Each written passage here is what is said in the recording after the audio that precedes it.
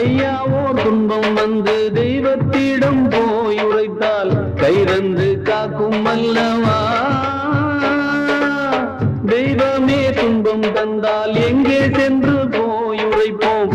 நல்லோர்க்கு காலம் இல்லையா?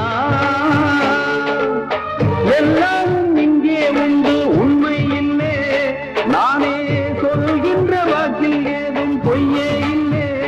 நானே சொல்கின்ற வாக்கில் ஏதும் பொய்யே இல்லை. இல்லை தாயுண்டு தந்தை உண்டு பெற்றோர் இல்லை.